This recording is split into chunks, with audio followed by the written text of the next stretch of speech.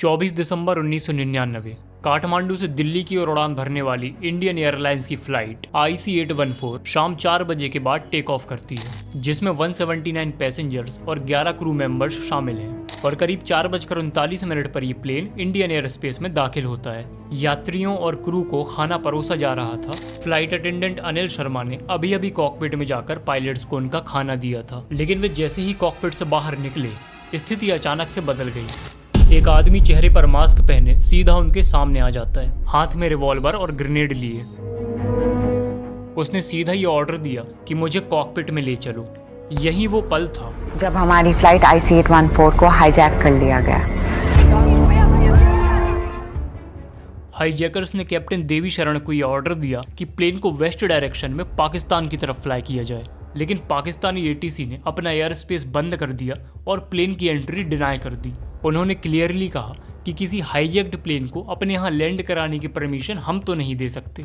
थोड़ी देर के बाद हाईजैकर्स ने क्रू को ये ऑर्डर दिया कि पैसेंजर्स से उनका खाना वापस ले लो और मेल पैसेंजर्स को फीमेल और चिल्ड्रन से अलग कर दिया और ये धमकी दी गई कि अगर कोऑपरेट नहीं किया तो प्लेन को उड़ा दिया जाएगा। इसके बाद 6:04 पर कैप्टन देवी शरण ने इंडियन ATC को इन्फॉर्म किया कि प्लेन के पास सिर्फ 1 घंटे का ही फ्यूल बचा है और पाकिस्तानी ATC ने लाहौर में लैंडिंग की परमिशन देने से इनकार कर दिया है। हाईजैकर्स ने ये साफ कर दिया था कि वे भारत में लैंड करने के लिए तैयार नहीं थे। साथ ही उन्होंने धमकी दी कि अगर उनकी डिमांड्स पूरी नहीं हुई तो वे 10 हॉस्टेजेस को मार देंगे। इसके बाद 6:30 पर पाकिस्तान में इंडियन हाई कमीशन ने ऑफिशियली रिक्वेस्ट की कि प्लेन को लाहौर में लैंड करने दिया जाए, लेकिन पाकिस्तानी सरकार ने इस रिक्वेस्ट को भी रिजेक्ट कर दिया और इस वजह से फ्यूल क्राइसिस और ज़्यादा बढ़ गया। अब प्लेन की सिचुएशन एक्सट्रीमली क्रिटिकल होती जा रही थी और जब हाईजैकर्स को फ्यूल शॉर्टेज की एग्जैक्ट इन्फॉर्मेशन दी गई तो उन्होंने मजबूरन इस प्लेन को इंडिया में लैंड कराने की इजाज़त दे दी।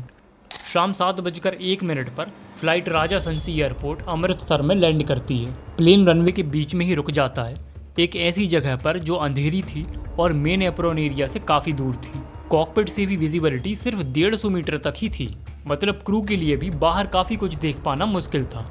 कैप्टन देवी शरण ने तुरंत ATC को यह मैसेज भेजा कि इमीडिएटली रिफ्यूलिंग चाहिए वरना पैसेंजर्स की जान खतरे में है। इसी के साथ उन्होंने एक कोडेड मैसेज भी ट्रांसमिट किया जिसमें क्लियरली लिखा था कि 5 हाईजैकर्स हैं। ये है वो 5 हाईजैकर्स जो एक दूसरे को कोड नेम से बुला रहे थे: चीफ, बर्गर, डॉक्टर, भोला और शंकर। दिल्ली ATC को भी ये इन्फॉर्मेशन इंस्टेंटली फॉरवर्ड कर दी गई और अब पूरा सिस्टम हाई अलर्ट पर आ गया। लेकिन इसी टेंशन के बीच एक और अजीब घटना हुई। ग्राउंड कंट्रोल रूम में एक फ़ोन कॉल आया। कॉलर ने अपना नाम बताया, होम डिपार्टमेंट से जीलाल। उसने 2 बार कॉल किया और एक ही सवाल पूछा कि अमृतसर की सिचुएशन क्या है, लेकिन उसने कोई डायरेक्ट या क्लियर इंस्ट्रक्शन नहीं दिया।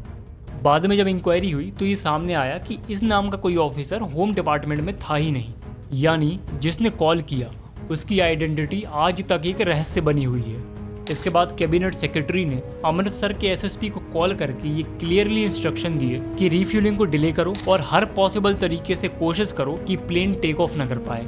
यानी स्ट्रेटेजी ये थी कि प्लेन को अमृतसर में ही रोक लिया जाए ताकि थोड़ा टाइम मिल सके नेगोशिएशन और सिक्योरिटी अरेंजमेंट के लिए। लेकिन जैसे जैसे रिफ्यूलिंग डिले होता गया, हाईजैकर्स और ज़्यादा एग्रेसिव होते गए। उन्होंने अपनी नाराज़गी दिखाने के लिए 2 पैसेंजर्स पर अटैक किया और इन्हीं अटैक्स के दौरान एक यंग पैसेंजर रूपन कटियाल को चाकू से वार किया गया, जिससे उसके चेस्ट पर डीप इंजरीज हुई और कुछ ही टाइम के बाद उसकी डेथ हो जाती है। ये IC-81 का पहला और सबसे दर्दनाक कैजुअलिटी था जिसने सबको हिलाकर रख दिया। इसी दौरान जल्दबाजी में एक फ्यूल बाउजर भी एयरक्राफ्ट की तरफ भेजा गया, लेकिन प्रॉब्लम ये थी कि वो बहुत तेज स्पीड से चल रहा था और इसीलिए ATC टावर से तुरंत ऑर्डर आया कि स्पीड स्लो करो वरना हाईजैकर्स को शक हो सकता है। पर बाउजर का ड्राइवर कंफ्यूज हो गया और उसने गलती से गाड़ी को रनवे के बीच में ही रोक दिया। ये सीन देखते ही हाईजैकर्स तुरंत समझ गए कि कुछ गड़बड़ है और वो और ज्यादा एग्रेसिव हो गए। उन्होंने पायलट के सिर पर गन रखी और कहा कि बिना रिफ्यूलिंग के ही तुरंत टेक ऑफ करो।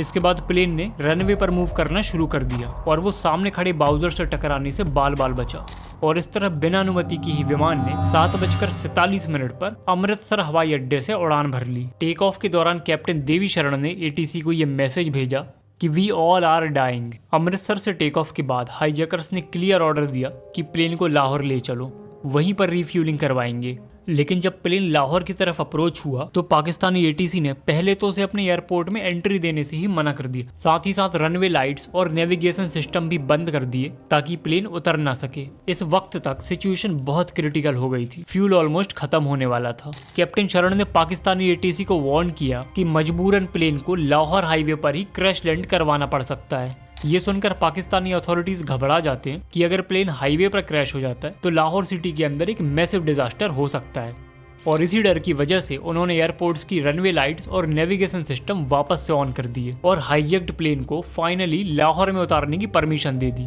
8:01 पर आखिरकार ये विमान लाहौर में उतरा। जैसे ही ये खबर दिल्ली पहुंची तो भारत सरकार ने तुरंत इस्लामाबाद में मौजूद अपने हाई कमिश्नर जी पार्थ सारथी को लाहौर भेजने की व्यवस्था मांगी। साथ ही पाकिस्तान से अनुरोध भी किया कि किसी भी कीमत पर विमान को दोबारा उड़ान ना भरने दिया जाए। इसके बाद लाहौर एयरपोर्ट्स की लाइट दोबारा बंद कर दी गई। पाकिस्तानी सुरक्षा बलों ने विमान को चारों तरफ से घेर लिया। कैप्टन देवी शरण के मुताबिक उस टाइम हाईजैकर्स कुछ महिलाओं और बच्चों को रिहा करने के लिए भी तैयार थे, लेकिन पाकिस्तानी सरकार ने इसकी अनुमति नहीं दी। बाद में इंडियन हाई कमिश्नर जी पार्थ सारथी ने भी खुलासा किया कि उन्होंने बार बार रिक्वेस्ट की कि विमान को उड़ने से रोका जाए, मगर पाकिस्तान ने कोई कदम नहीं उठाया। साथ ही उन्हें एयरपोर्ट तक पहुंचने के लिए भी परिवहन संबंधी दिक्कतें खड़ी कर दी। नतीजा यह हुआ कि जब तक वे वहां पहुंचे तब तक खेल पलट चुका था और हाईजैकर्स को दोबारा उड़ान भरने की हरी झंडी मिल चुकी थी और 10:32 पर विमान ने लाहौर से उड़ान भरी। बाद में भारत सरकार ने पाकिस्तान से ये कन्फर्मेशन भी मांगा कि क्या फ्लाइट में किसी पैसेंजर की हत्या हुई है, लेकिन पाकिस्तानी अथॉरिटीज ने इसका कोई जवाब नहीं दिया। लाहौर से उड़ान भरने के बाद हाईजैकर्स ने पायलट को यह साफ ऑर्डर दिया कि विमान को काबुल की ओर ले जाया जाए, लेकिन उस वक्त काबुल एयरपोर्ट पर रात के टाइम पर लैंडिंग पॉसिबल नहीं थी और इसीलिए कैप्टन शरण ने यह साफ कह दिया था कि काबुल एयरपोर्ट पर लैंडिंग इम्पॉसिबल है। विमान पश्चिम की ओर बढ़ता जा रहा था, लेकिन हालात और मुश्किल होते गए। सभी गल्फ कंट्रीज ने अपना एयर स्पेस बंद कर लिया ताकि ये हाईजैक्ड विमान उनकी जमीन पर ना उतर सके। आखिरकार घंटों की टकराव और अनिश्चितता के बाद विमान को दुबई के अल मिनहाद एयरपोर्ट पर लैंडिंग की अनुमति मिली। लेकिन ये फैसला सिर्फ दुबई का नहीं था, बल्कि अमेरिका के दबाव और मानवीय आधार पर उसने प्लेन को लैंड कराने की परमिशन दी थी। 25 दिसंबर को रात 1:32 पर प्लेन ने यहाँ पर लैंडिंग की। यहाँ पर अमीराती अधिकारियों और हाईजैकर्स के बीच बातचीत हुई और समझौते के तहत 27 यात्रियों को रिहा कर दिया गया और बदले में फ्यूल भरवाया गया। इसी दौरान अमृतसर में घायल होकर मारे गए 25 वर्षीय यात्री रूपेन कट्याल का शव भी उतार दिया गया। रिहा किए गए यात्रियों में सतनाम सिंह भी थे, जिन्हें अमृतसर में हाईजैकर्स ने घायल कर दिया था।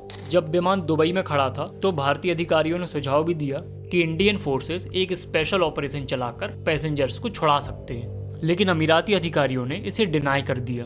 उनका तर्क ये था कि अगर मिशन फेल्ड हो जाता है या कैजुअलिटी होती है तो हमारे देश पर बात आएगी। इसके बजाय उन्होंने फ्लाइट को डिले करने के इरादे से केटरिंग ट्रक्स जो थे उनको विमान के पास भेजे, मगर हाईजैकर्स बहुत अलर्ट थे। उन्होंने तुरंत कैप्टन को टेक ऑफ करने के लिए मजबूर कर दिया और विमान मुश्किल से रनवे पर उड़ान भर पाया, मानो किसी भी पल हादसा हो सकता था। और सुबह 6:20 पर यह फ्लाइट दुबई से टेक ऑफ कर जाती है।